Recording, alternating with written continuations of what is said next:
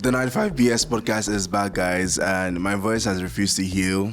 So I'm actually chewing Peter Cola right now, just so that I get relief from this thing that happens from my village people. Sean, No, I can't do that. That Peter Cola, I saw my dad eat that thing. are you serious?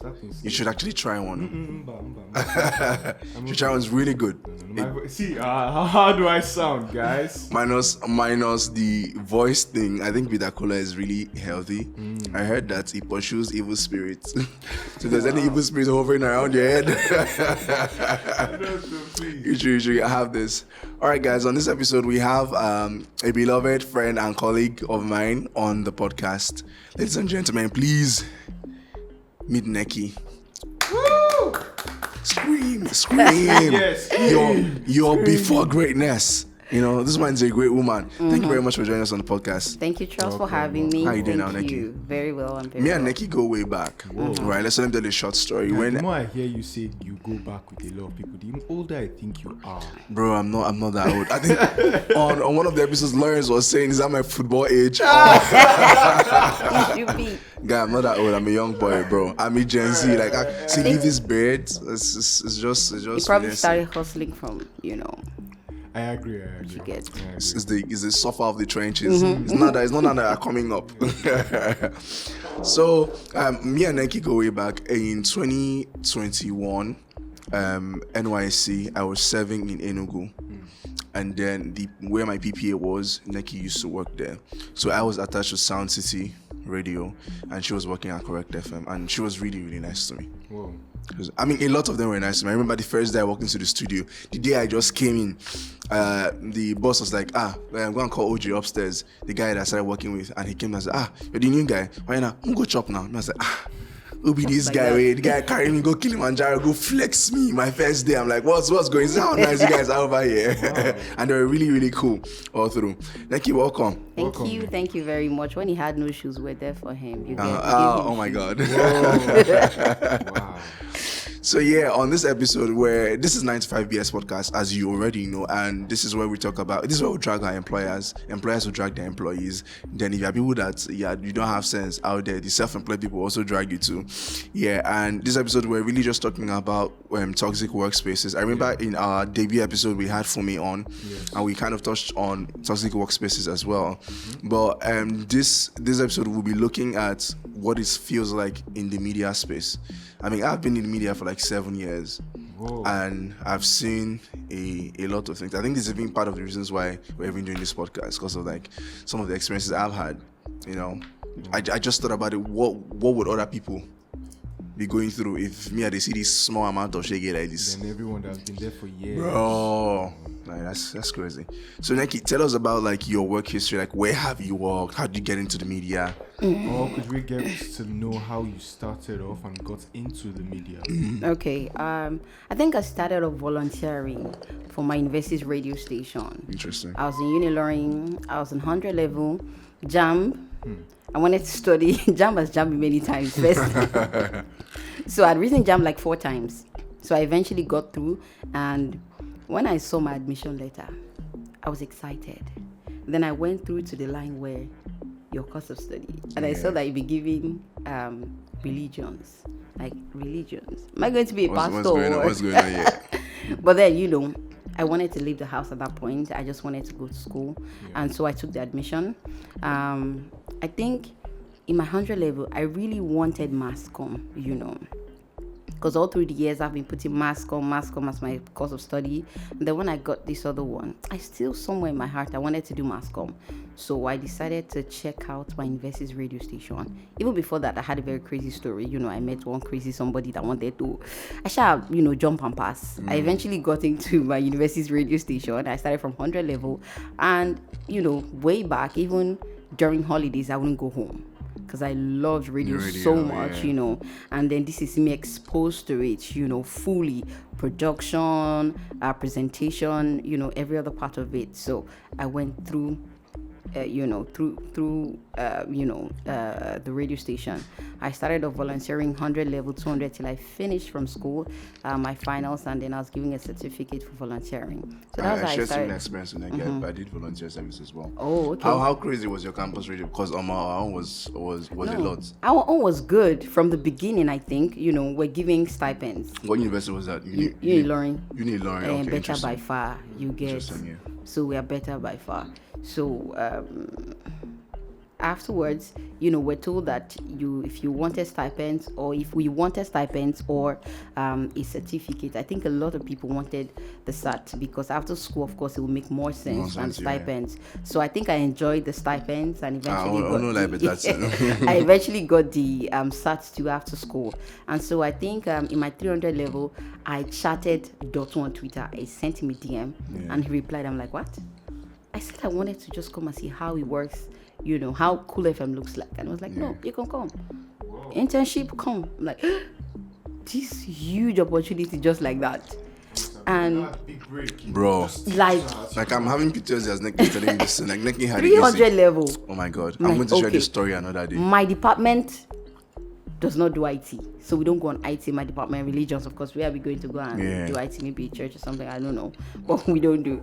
So at 300 level, I was with Cool FM during the holidays.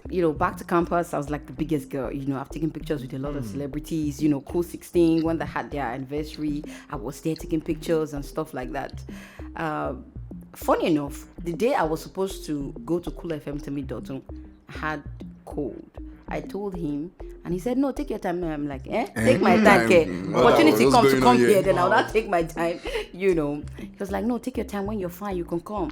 When I got there, it was like, Nneka works at Unilorin FM. I've heard a lot about her, He was telling his then manager, and then he was like, okay, get a letter from your school, and come back. And when I called my radio station manager in the university, like, Nneka again, how did you get here? I'm like, see, they want letter from VC, and VC signed the letter, and then, I got to intern 3 months with Cool FM. PTSD. I'm screaming. It was huge for me, man. I'm pained. When I got back to campus with my book, I'd written a lot of topics to discuss on air, so I was never out of topic. So when I came back, my dressing, everything changed. Like, see this one, what's she feeling like? Because she went to Cool FM. I beg. How did she even get to the SF? I know she did some, like, anything when I want to talk. I don't go there. I don't come back. So I think my 400 level was, really, really big on radio. Afterwards, I reached out to Dotun, Tammy, and a couple of people I'd met on Cool FM and even Wazubia, because, I was rotated around the 3 radio stations with Nigerian info. So I told them, I want to serve. I'm looking at, still continue with the brand. And they said, okay, don't worry, just take any states, that you have the Cool FM stations, and then, we'll see what we can do. So I chose Port Harcourt, Lagos, and Abuja for NYC. Yeah. And, I got Port Harcourt, So when I got to Port Harcourt, I went to Cool FM first before I went to PPA. In fact. So they said, okay, we'll take you because, they recommended you. But first off, you let us know that nothing will affect your time with us. Don't come and start to give us excuses. So, because of NYC, I have to be here. You have a responsibility to do hypes and announcements already. I said, why not? This thing, I'll do it, and I went full into it, during my youth service. So I think from there on, I secured my first contract after NYC. Yeah. Well, that's mad though. That's interesting. I was telling you earlier that I shared my story with Nneka. The only difference in my story is that when Cool FM now called me and said I should come with my own letter, I now called my radio station and said, hello sir, is that you bring letter? That man that can wine somebody. I said, no, small corona. I kept on calling every day for 2 weeks, and shout out to Shegun Alabi, Mr. Shegun Alabi, he did it for me. That letter never came, guy. Forwards. So the day I now realized that, wait though, people can be actually fraudulent. You should try that too. And I said, okay, let me forge this letter. I went to check this out my big suit that I wore to the place and put my hand in the pocket, and I saw the guy's card. And then I called. I was like, hey, I want to speak to the guy. I can't remember his name, whether it was I or Soda. So the thing is that the day I went to Cool Aim Plaza. Okay. I went to Aim Plaza to talk with the Wi-Fi guys. Mark Zuckerberg had come in with this Facebook Wi-Fi thing, and I was entrepreneurial spirits, and I said, make I go now. Make I be the first person to carry and come Port Harcourt. Wow. So when I got there, I now good. asked somebody. I was like, hey, I heard that it is only people that finish from what's this broadcasting company and school again? FRC. I said, yeah. I said, I heard there's other people that graduate from FRC and that you guys allowed to like work or intern. The guys like, who told you that? So now waiting here. I was like, did you have a letter for internship? She said, who's interested? I said, I was. Do you have a letter for internship? I said, I don't, but I can get it. He was like, okay, get it. I'm going to call somebody at Nigerian. So he called the guy. The guy was in a meeting. So he said, get your letter, call me back, come with it on Monday. So from that day, as I just come up for the office, I don't need to call my radio station. How far? For 2 weeks. It didn't come. So the day I now realized that, okay, let me call this guy and make I forge the letter by myself, send them. As I call the guy, so, how for that guy that introduced me to the other day, how for the guy now? Say, the guy has left the company, no longer works with us. I was. Wow. It remains small to cry. All that time, my mother don't send me transport money. But I got me, I take this to my internship. Bro, I was downcast. So you had a rather interesting story. Me, I didn't get to get, and I know the feeling that I would have gotten because small fish from a small pond gets into Lagos, Cool FM. You're coming back to your campus radio station. You're the latest in town now. You're the in-thing. Yes. Interesting. So I mean, from that point up until now, what other radio jobs have you done? I've done. I worked with a company. I wanted to do something aside radio. Funny enough, for a while, and I started with a company for basically red carpets. Yeah. I did red carpets with a photography company. I worked with another radio station in Ibadan. A lot of stuff happened too. We will talk about that, a lot of stuff. But before we talk about that, a lot of stuff, we have our new brand that we are trying to see front with, right? It's called A Taste of BS. So we want you to try this our drink and tell us what you think about it. A taste of BS. Yes, a taste of. You have to have a taste of Yes. it, not BS just talk has about About it. to talk Meaning. about it. You have to talk about it, so you have to taste it. I joke. Wait, make I see something. He's enjoying bullshit. I recommend it. Trust me. If you see trust anywhere, Don't play. Trust. Don't play, bro. Don't play. Get a carton. If you see him, get like 2 cartons. Don't play. Yes, he owes you 2 cartons. Okay. This is good, but contains a lot of BS. Wow. I think BS. the BS is a lot. The BS is a lot. It's a lot.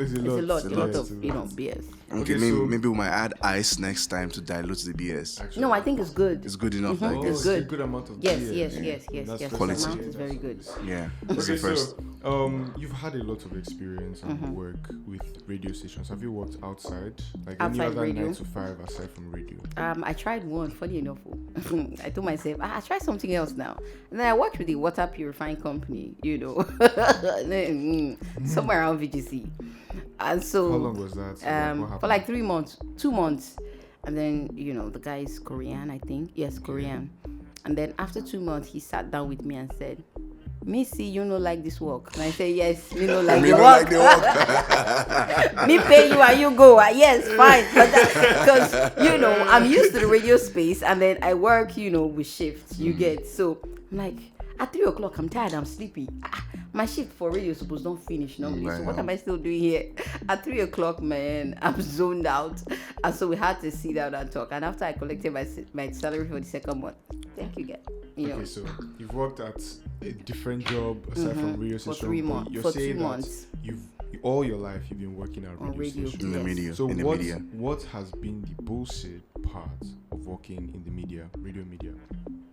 I think there's the fact that it's called showbiz, the part that is for show. A lot of things happen, and then you just have to keep showing up, so to speak. I imagine one time I wasn't happy with the company I was working with. I would go to the toilet and cry, and then come back on radio and sound so excited, so happy.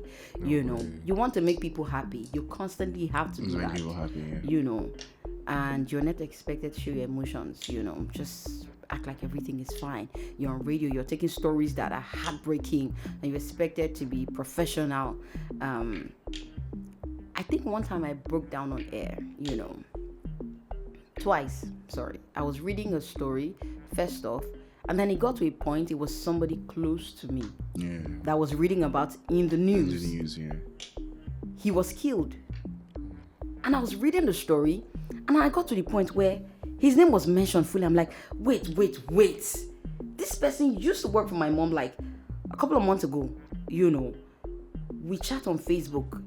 He's been telling me that when I'm coming back, I should bring palm wine for him. And then I'm reading that this person is dead. How? I had to pause the news like immediately. Like, what's up?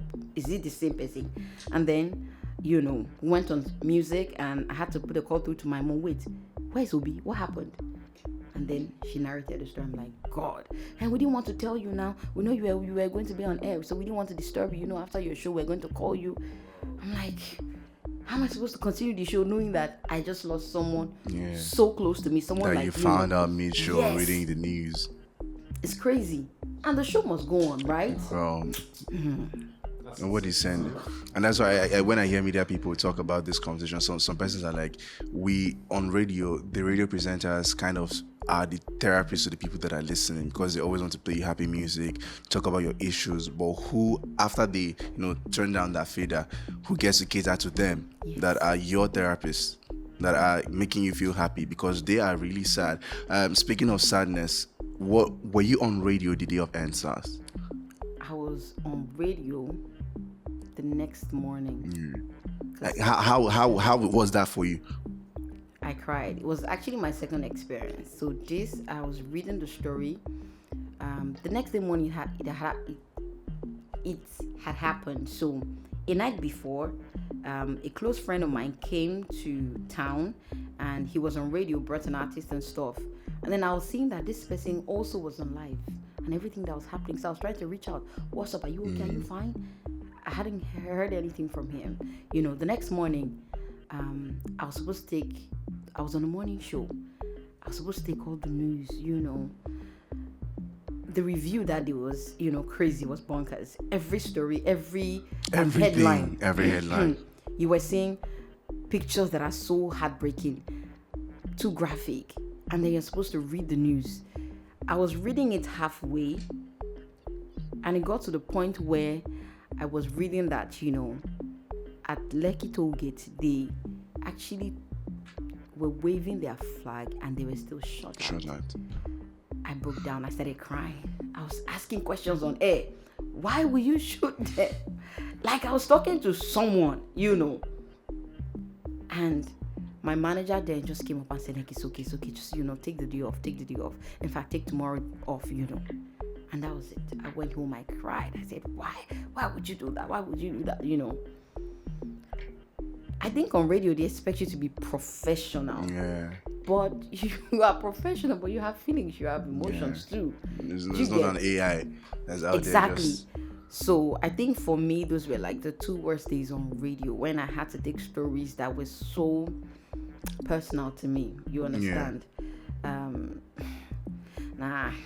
Because I also remember that day. I was serving at the time, and I remember that night I came on IG, and the first person's live I saw was Timmy Dakolo, and it was crazy. Then I saw Kafi's live as well, and they were at the toll gate. And I think the following day I was now going to radio. I was going to Sound City to secure my PPA. It was just around that period, and I remember speaking with my friend OG, who worked or still works at Sound City. For people like that work on entertainment radio, it was a lot more mentally tasking, because you have to sound happy, you have to play the latest songs, you need to talk about the entertainment stories. But how can you talk entertainment when people are being slaughtered in your country on a massive scale? So it was mentally draining. Sure. It was. So radio takes a lot from you. Also impacts like your finances, because when people see people that work on radio, they'll be like, you guys are superstars, you guys are big ballers. But Nneka, please, it's not from not hearing from my mouth. Is that what you people do over there? I think there's money where there's money anyways. There are a lot of OAPs who are balling, full time. I like the demagogy she used to say that. Yes, there are a lot of people who are balling full time, trust me. But then there are a lot of other people who are actually just winging it. You understand? They take every day as it comes, and instead of it being an exciting job, it is now like a ritual, a routine. You just wake up in the morning, get up the bed, I'm going to my show, yes, and after the show, you're back, to your life where, and for radio it's crazy because you cannot speak out, you cannot ask people for money, especially people that run, because everybody thinks highly of you. People think you're a you are public figure. Yes, you are fine, you are good. So when you are broke to the point where you don't even have data or recharge card, airtime, so when you want to ask for funds like that, it's crazy. Like, how would you ask me, like, how are you now? And so the next thing, like, okay, I'll do it. And at that moment, you are even offline and you want to come online.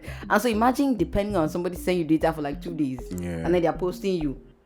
Do you get? For them, it's like, this person gets it, just they whine me. But the reality on ground is a lot of people are in that space where they cannot open up to people around them, even family members. I know how my extended family, they see me, superstar, celebrity. A lot of my young cousins want to be like me, they want to talk on radio, but then the reality on ground is crazier than different. Yes, what it is. Speaking of reality on ground, just recently, right, we saw it was a media outrage, involving yourself and like a company that you worked for at the time, about like it was a lot. I by the end of the entire debacle, it was more than unpaid salaries. It was a lot more. I'd like you to just walk us through like what that experience was like for you. I'd say first off, the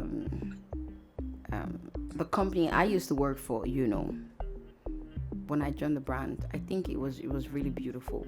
It was a new space, a new horizon for me. I saw it as a time to develop myself, to move from where I used to be. And yes, was that also the first time you were doing pigeon radio? Yes, it was my first time doing pigeon radio. I remember the first time we were on video call with one of our bosses. Then he was like, that one that is speaking English there, can she even do pigeon? Right, then it starts. Yeah, that time, funny enough, I didn't know I could do it that well. But I think eventually I grew into it. The platform, the space was massive. We were trained like it was an English station. So that's to tell you how professional the trainers were. You were trained like, the standard. And we're told like, after here, where you should be aiming, for. Shouldn't be, any other smaller radio stations and stuff. Until, things, began to, do somehow, so to speak. And I think after like 6 months, reality started setting in. But at first, I feel like everybody were very understanding because, it was a startup. So everybody was willing to put in their best, yes, the startup now, things will not, just come in, as you expect it to be. And so everybody was still putting in their best until it got to a point where you can no longer feed. That's the reality. You can no longer feed yourself. Take care of yourself. You have to depend on other people to feed you, so to speak. You were on loans, people were no longer happy working. And for me at that point, I was moved to another branch. Startup again. So I'd done like 2 startups for the company. First, as just a radio presenter. And the second, I was to also manage, the staffs at the, other branch. So I had people under me, the most experienced staff here, the team lead. And, first it was all assurances, don't worry, things will get better. And until it began to literally fall apart, And I would beg for stuff like, my life depended on it. I would be begging you, please send me diesel. Let me run the station. Like, it was my father's business. Yes, I'm eating from here.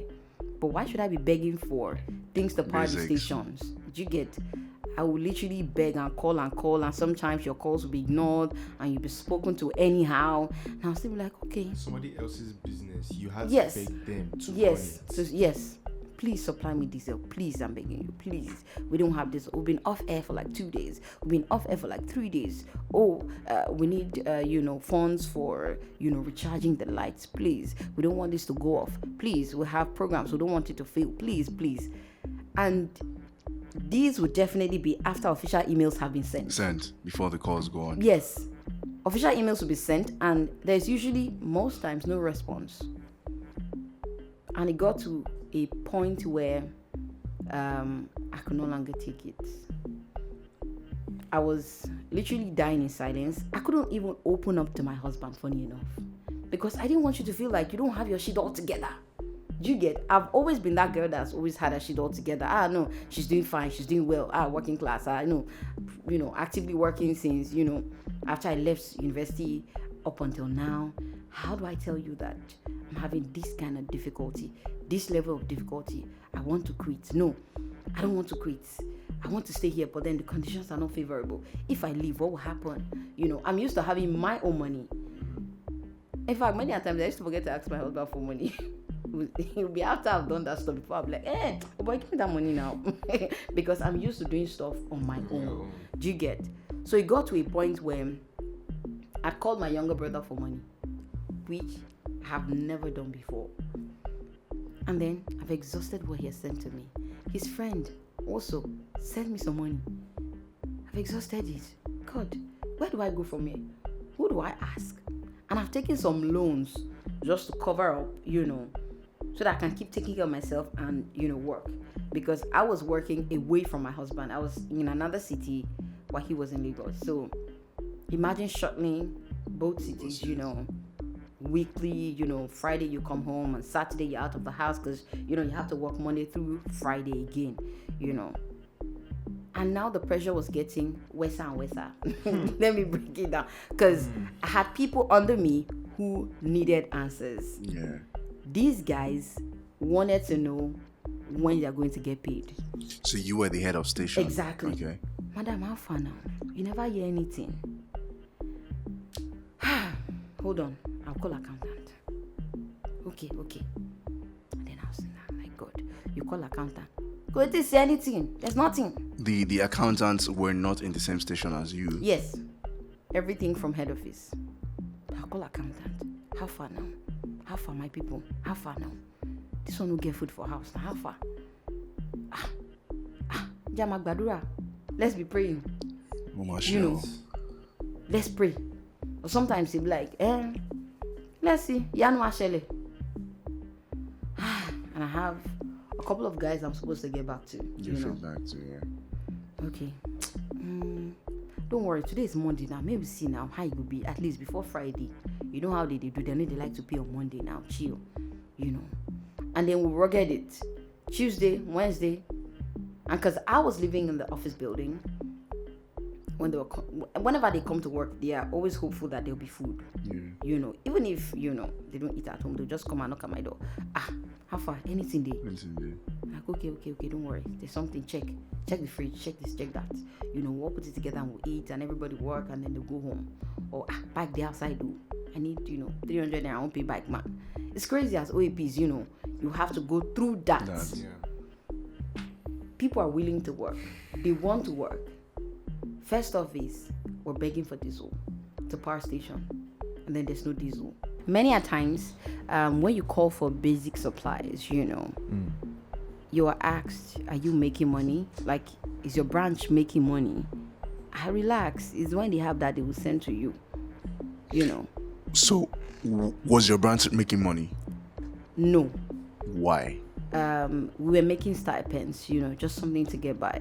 We depended mostly on working clients or, from any of the OAPs or my connection, So we got a couple of jobs. So the owners of the place you worked at, they obviously realized that their business is not fundable. It's not earning any profits, but they decided not to fund that and support what you guys would need to get back on track. Exactly. Like, I'm so confused. I'm also, in fact, to be honest, I don't know. I cannot place the reason why we do not have a marketer. I remember one time I got a lady from somewhere I'd worked earlier. I got her. I put her on weekly pay from my pocket. Yeah. I was giving her stipends. Okay, come to the office, try and go around to see if you can get, ads and stuff like that. And then at a point after 3 weeks doing it from my pocket, she needed more stuff. She needed branded materials, Yeah. you know, and all of those things I could not facilitate myself. It has to be approved from head office. Head office in Lagos. You know.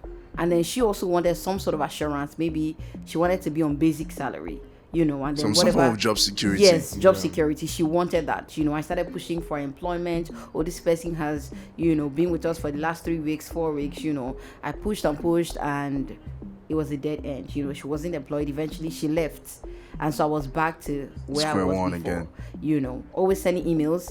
I remember almost every January I would do a report, you know, my projection for the first 3 months of the year, you know, what I felt like, you know, the company could work on so that, you know, we could do better. And all of those emails, I usually never responded to. Nobody they send your daddy. Yes. So you guys are running the company for yourselves. Like, you get by with whatever deals you could get. Your weekly supplies are not even, you know, sometimes will not even last you up to 3-4 days. And so at a point we were, somebody, you know, from head office said, try and manage it now. Manage the diesel you are supplied now. And so we'll run some programs and then we'll shut down. And then we'll run some programs and then we'll shut down. That is crazy. You know. And then the next time when you request for stuff, you are asked, why are you not making money? How can I make money? We're barely on air. You know, we have not shown that we're consistent. We have not, you know, supported events in the city. We have not mixed. We've not shown these people that we're here to make money. What city was this? One of, you know, the biggest Western city. Okay. We had a lot of people who were ready to work with the brand, but some sort of company policy will also chase them away. You know, from pricing to your barter arrangements that was not favorable to them and stuff like that. I totally get that, you know. We're in 2024 and things are not as they used to be, you know. That's fine. If our prices are that high, then we should also be able to give people value for their money. If people are calling us, oh, we're not hearing you guys today on air, what's happening? You know, what happened? People just went off air suddenly. I remember one time I had to screenshot some of our listeners' messages. I had to screenshot it and send, you know, across. Like, look at how people see us now. These guys, they love us literally, you know, because we came into a city with our style. Trust me, our style is unique. The drive up my presenters have, you know, unique. And so if we have this kind of very great programming and then we're not able to execute it, what's the point having it? How do we make money from it? How do we commercialize it? You know, there's no push. I've not heard, okay, all station managers were having a meeting. We've not had that. There was a time I had to run down, you know, comparison for advert. I did, you know, check for the city that was in, you know, what was obtainable. But at the end of the day, nothing was done. Would you say it's only your branch that was going through this? It wasn't my branch because I'd previously been in another branch, you know, so it was the same issue. And every other station, we're in a group chat and every other person is requesting for this same thing. Oh, we're about to shut down. Oh, we have shut down. We've been off air for 2 days. We've been off air for 3 days. It's common in our group chat. That's the only thing that you hear. That we've been off air, we've been off air, we've been off air. So what's the point? And now to top it all, if we're not on air, presenters, you know, it's more like they're not even getting value for why they're even employed. In the first place. Do you get? It's They're almost supposed like to brain drain. Yes. So the motivation you have, imagine coming to work and meeting that, you know, the station is off, or the engineer tells you, this will now never like you do. This will don't finish you. So you feel imagine if you're on air and NEPA now take like yes, all those kind of a things. lot of times. And so you have to quickly complete your You could just say the interview president. and sometimes, you know, they come and tell you, you're off air already. So all those things where they talk, nobody hear you. You know, somehow. For presenters who want to grow on a certain level, who have pictured themselves that at this point, this is where I'm supposed to be. Doing my career. You know, and they're not seeing that career progression. For myself, I was also not seeing it at a point in time. It was draining. I had people who I was supposed to get back to. I had people who I was reporting, you know, to. Yeah. And I was not getting the answers that I needed, and I couldn't supply the answers that I was supposed to supply. So for me, it was mentally draining. And at that point, you know, I was sacrificing my family. 3 years of marriage and I've not lived at home. You know, I come weekends like I'm a visitor. That's crazy. Do you get? That's with really wild. Heavy pregnancy. I was at work all through. In fact, I had my baby 5 days after I left office for my mat leave. I left on a Monday and I gave birth on a Friday. So I've actually given birth at work. So after 3 months, I was back to the same space. In fact, when I left, there was no handover to anybody because, there was nobody to There's hand nobody over to hand over to. I had just how many other people and they were, presenters. So I was still working from home. I remember someone from head office called me and said, Nneka, you're very wicked. Oh. Yesterday I called you and you didn't tell me that. I'm just seeing pictures now that you gave birth yesterday. I was in labor and I was on call. Mado. I was on call. I was talking about the office. But I was in labor at that point, drip everything. I was set for, CS at that point, even if I eventually didn't have CS. I was on call for the office. At that point, the staffs, everybody was already at the breaking point. I was already at my breaking point because I was crying and it was more like I was drowning and nobody was, responding. You weren't listening at all. And I knew that if I decide to put in my resignation letter, from every story I've heard, nothing comes out. So how am I supposed to find closure that I'm supposed to move on? It's different when you are looking for a job and you are confident that you have money somewhere. It gives you some sort of confidence when you're going to offices to even submit your CV. You're confident, you're not desperate. A couple of stuff I'm supposed to do at this point in my life, I cannot do it because the way it works, you are not in control of when the finances will come, when your salaries are paid, regardless of how much you write emails or you send emails. How many months salary? At that point, I was owed 8 months. At that point, I was waking up. 8 months. 8 months they owed you salary. What? Not like 8 months in a stretch. 6 months from the previous, 3 months from the previous year, and 5 months carryover for the next year. And there has been no email as to when the previous years, months will be cleared. There was no closure, no email. We don't know what we're doing. Nobody's saying anything. Just like you don't pass. Any day you see your salary, then paid today, then paid. So it's not like at the end of every month or maybe on the 27th you're expecting your salary, or first week of the month you're expecting your salary. Nothing like that. You just go to work, come back. Any day you cannot afford to go to work, you send me an email or you send me a text message. Oh, sorry, madam, I did down, no food, not. And some staff, you at home, you still call me. I've also not been paid, and you call me and say, madam, no food for children for house. My wife said nothing did. And from the little that I do not have, I have to send. I think one time I had 5,000 and a staff called me and I sent 3,000. I didn't have any other thing. I had just 2,000 naira left. All of those things, nothing to augment. We don't have a structure where at this time you expect that your salary will be increased. You request for a raise, it will be fine. They'll give it to you. You have to literally fight. The very few people who have gotten a raise. A lot of people have been with the company from 2018 and up until now, 2024. They still earn the same salary.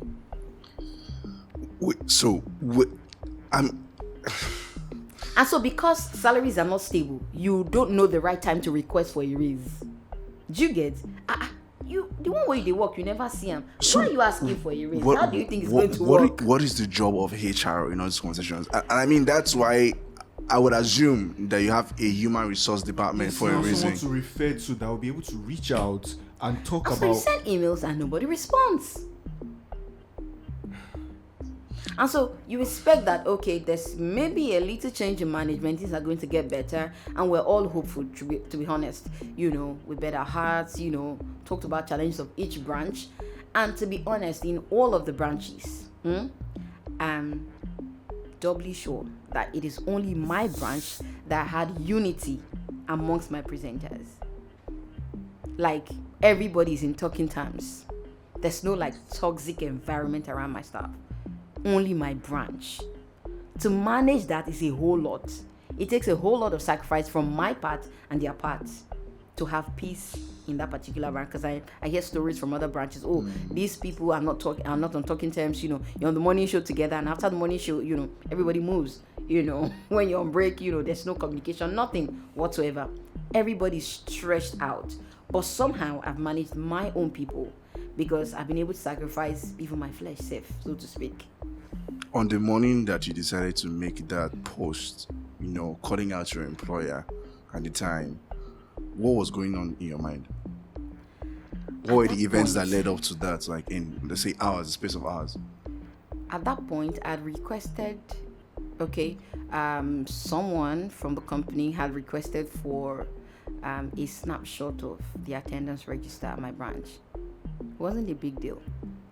But I think at that point, I was also frustrated to an extent that I'd collected money from my younger brother, I've exhausted it, so there's no hope of where the money is going to come from. And then I wake up to a message of you asking me to do this when that's your first message for the year on the group chat. I was expecting, some form of... last December salary we never pay. We You not say didn't Christmas. pay in November? Okay, maybe a few people got in December, but majority didn't get in A December. few people. But what is this supposed to And then you mean? get 1 month out of, 8 months you're old or 7 months. And so, a lot of other people didn't get. There's a salary range, and of course, you know that all managers will not get. And now this is you asking us to do all of this. I'm like, wait, it's not a crime if you ask for this stuff. But at that point, there's no sympathy. There's no question of, how are you guys doing? Genuinely, sometimes when you read messages, you can feel the tone. You can hear. But this seemed like I want to show you people Shege Pro Max. That was the tone it came in. Snap it now and send to me. I'm like, relax. There's no question as to people under you. How did they manage to do their, Christmas and the New Year? For those that celebrate it, how did they cope? And this is the beginning of the year. These are the plans that the company has. Don't worry, we'll offset bills, we'll offset salaries and stuff like that. There was nothing of that sort. And then the next thing, you want to know who came to work and who did not come to work, and you haven't paid salaries in the last 4 or 5 months, and you want to say, you had it on good record that staffs have not been coming to work. You have it on good record. Did you also have it on good record that you have also not paid people their salaries? Is And so you went on and so for me? it's global best practice. You only pay people who come to work, and then you don't pay. I'm like, no, you don't do that to my people. These guys are putting their blood and sweat into this job. I know how much my presenters trek. These used to be big boys when they moved into the city. If they were not able to make it to work, it's Because you did not pay. Organization's inability to fulfill their... And now you want to say, no, you cannot pay for services not rendered. When you clearly made these people not to be able to render these services, you didn't pay them. How else do you expect them to come to work? Every day, Monday to Friday, you expect them to come to work. Even their weekend shift too. They hardly go on breaks because, of course, you don't have money to travel. So your leave, you hardly take leave because why you taking leave? Why are you going to nowhere? You don't have money. Yeah, that's it. Career progression, where you're seeing yourself is not where you are. How you grow on the job is not like it, because many a times, you are off air for some reason. You're not on air.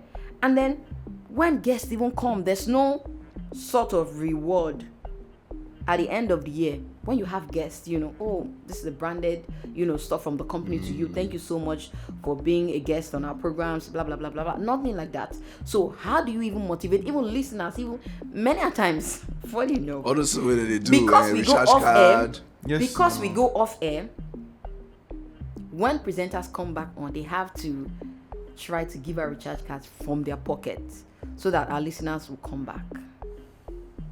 No way. It's that bad. There's no way.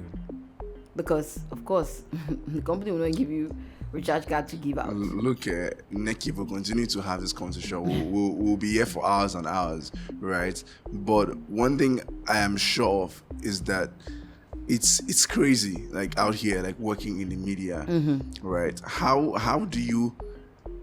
I mean, I heard you sometimes say I particularly saw the post where you say you want to be alive for your child and your husband. At that point, all of these things were running through my head. I had staff to attend to, and stuff like that. I was sacrificing so much. I was broke.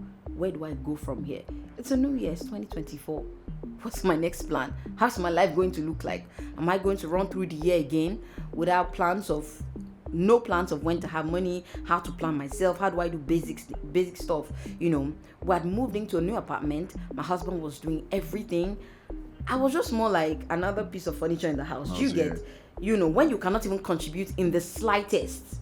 Because I like to contribute wherever I am. So when you can't even, do the basics, your husband is doing everything, you're just looking, okay, he's done that. Okay, he's done that.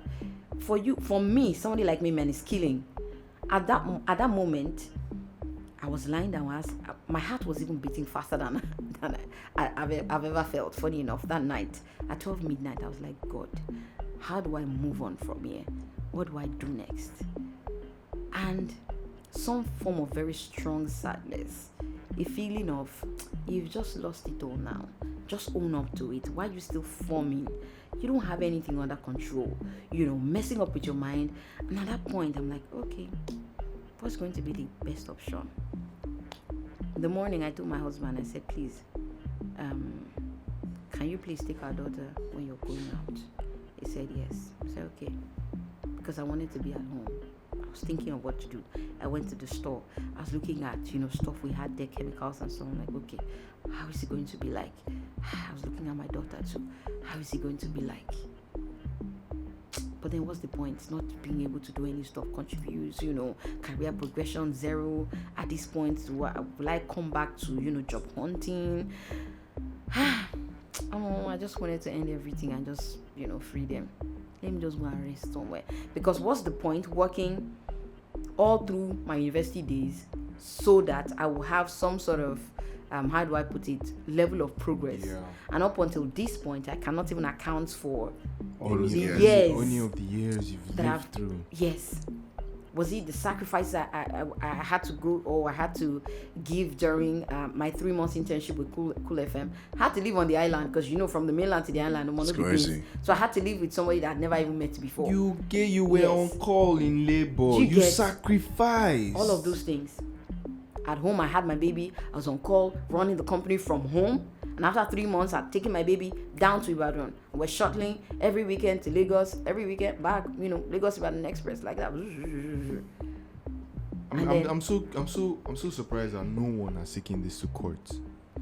No one has tried to fight these guys. I feel like sometimes when you feel like it's a system, you feel like you don't want to get blacklisted many a times. Do they actually blacklist people? I feel like, or it's just a myth, or it's not. I don't think it's a myth. Thing people say, because people just feel like, oh, this person, I'm doing your that thing now. What making comment? I think it's just a Nigerian system. Fear. You know that it's your right. Aside from and you know what is wild? It's not just this company, right? It's not just this company. There are conversations of different companies all in the media to that have told similar parts. See, one of my colleagues said she messaged this person in the company to say, my ulcer, I nearly passed out 2 days ago because of my ulcer. I said, oh, do you have a doctor's report? Get a doctor's report and I'll help you push. Before you get a doctor's report in Nigeria, you know that you need to get to the hospital, right? Yeah. You need to pay for consultation, right? And somebody that doesn't have money to eat and her ulcer was triggered, you're asking her to go and get doctor report like it's some sort of document that you can just download from the internet, or you can just go and meet anybody to write it out for you. That's inhumane. It is inhumane. Well, let's take a quick breather and go to the streets of Lagos and find out what people think about unpaid salaries and employers that owe their staff.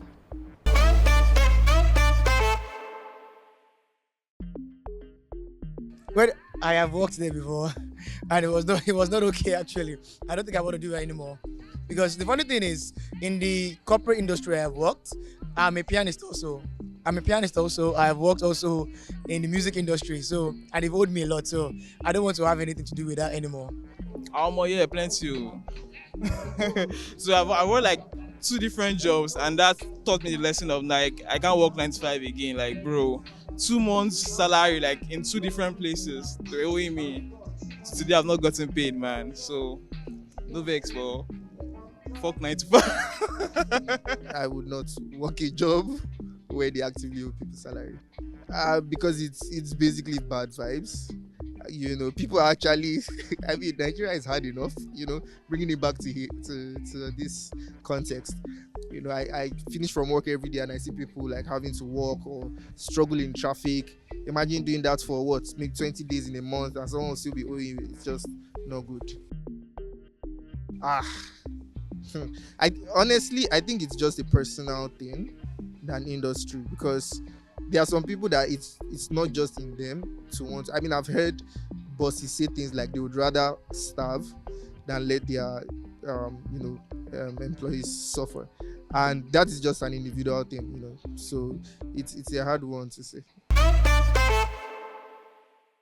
So I basically grew up listening to radio, and I felt like, the media would be something that I'll get into, at some point in my life. And I did get into it. I started in 2012, and it was a bit disappointing to see that what I thought the media was from the outside is not actually what I met, what I saw.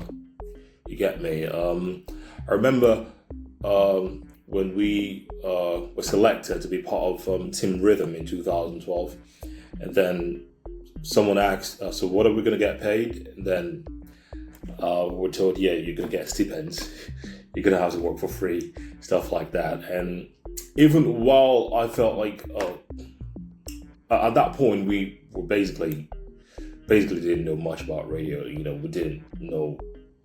For me, it was all in my head. I just kept practicing at home and all that. So it made no sense for them to pay me, but I still felt, I deserved something, Then years later, I started working full time on radio. It was rhythm as well. And it was crazy because, so the time I started in April, it was April 1st of that year I started. And at the end of April, I got told that the station was still owing, was it February salaries? Feel me, February and March salaries.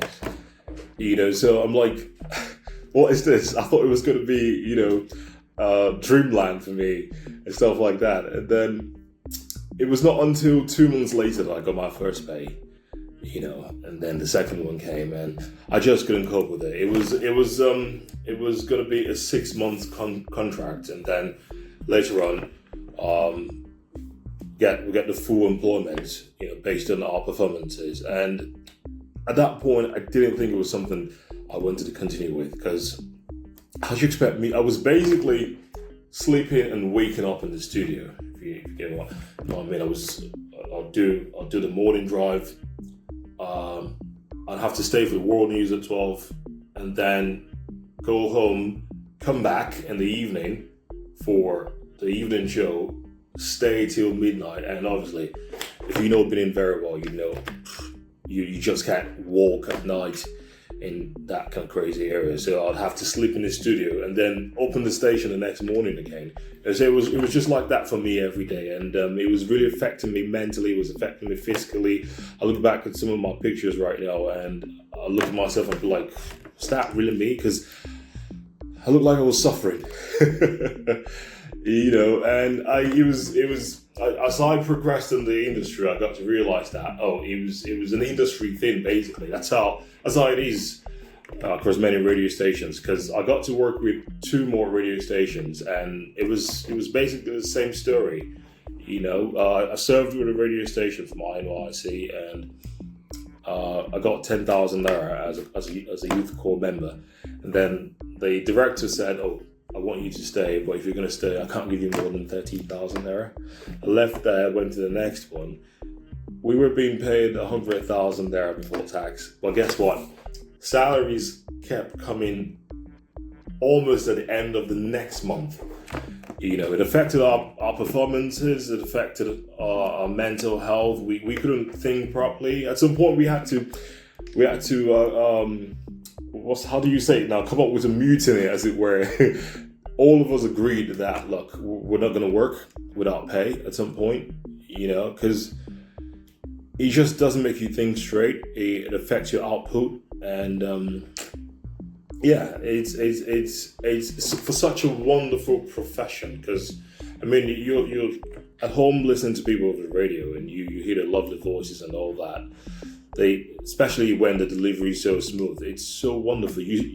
Radio makes you dream if it's something you like. It makes you want to be there in the studio, and then you get there finally, and then you realize, this place is not what I thought it was going to be. You're being owed salaries, your bosses are not being nice to you. There's the par game as well on the radio station, because this OAP feels like they're better than that OAP and all that. It's a mix of so many factors. It really affects your output. But well, I feel like for those who want to really do radio, if you feel like you can you can go months without being paid, because it's not a one station thing.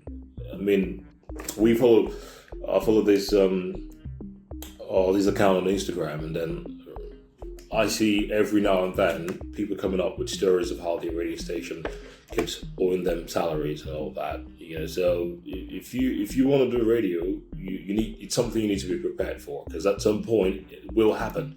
Even the biggest radio stations in Nigeria owe their staff salaries. So I got to find out a couple of months ago. You look at that radio station, you see how big they are, how massive, how everybody wants to be out. Basically, it's every OAP's dream, and then finally your friend there tells it's actually not how it seems on the outside. So it's quite disappointing, and it shouldn't be like that for such a wonderful profession.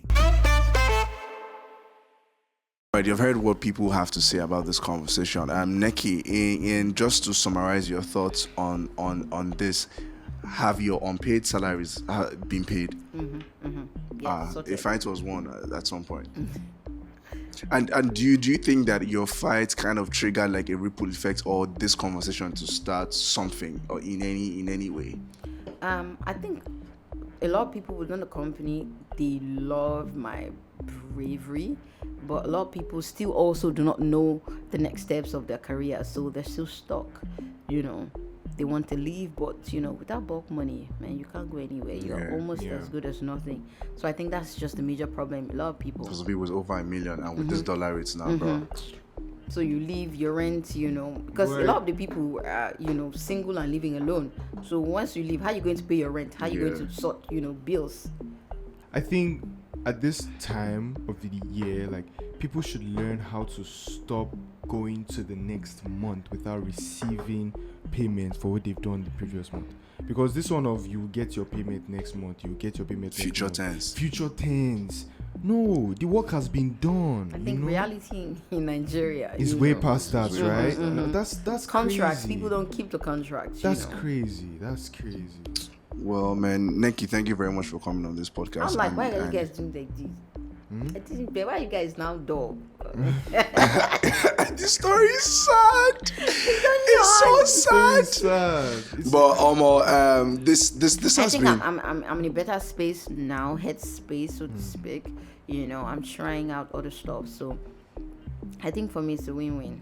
Do you have a business now that you're running, or it's still like a work in progress? It's still like a work in progress, because at this particular point, I didn't know that I was going to have left this space. So I need it's taking some getting used to. Yes, I need to figure out my next plan, because I like radio. You've got this. You get. Let's go. I beg now, got video for now. On our contact, please, you people, I'm looking for a job. Help me, please. Only radio job, because if I work night, I'll be tired. You'll be tired. Again, Nneka, thank you very much for joining the conversation. You can obviously join the conversation on our social media at the 9to5 BS podcast, on all social media platforms, and share with your friends and family. Subscribe to the channel, and contribute to the greater conversation of people, or advocating for people to get what they deserve when working jobs, no matter if it's 9 to 5 or just in the creative industry. Is something that would always benefit you. Well, see you in the next episode.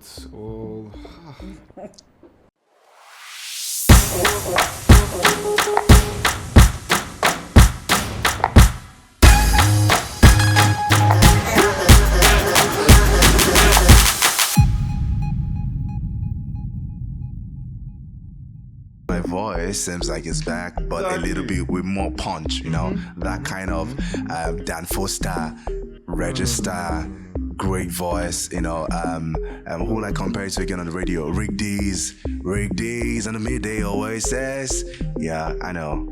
You probably don't know who those people are, but Guy, you're not Gen Z.